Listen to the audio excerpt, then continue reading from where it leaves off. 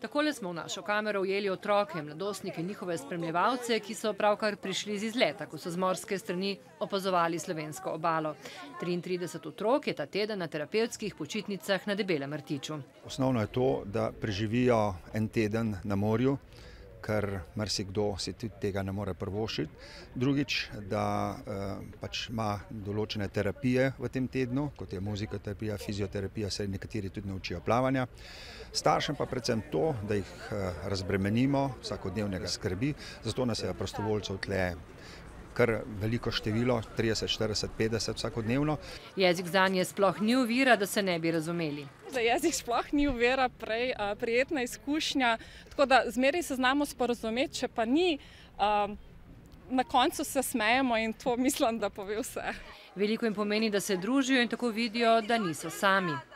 La conoscenza di stare tutti insieme, perché veramente è come essere una grande famiglia e si conosce i problemi degli altri, delle altre famiglie, degli altri ragazzi e li condividiamo tutti insieme. V 6 letih so omogočili letovanje že več kot 350 otrokom in njihovim spremljevalcem. Želijo si, da bi bile osebe s posebnimi potrebami slišane v naši družbi. Cioè che le persone si rendano conto che i disabili fanno parte della nostra vita e che non debbono essere relegati in un angolo, devono vivere come tutti.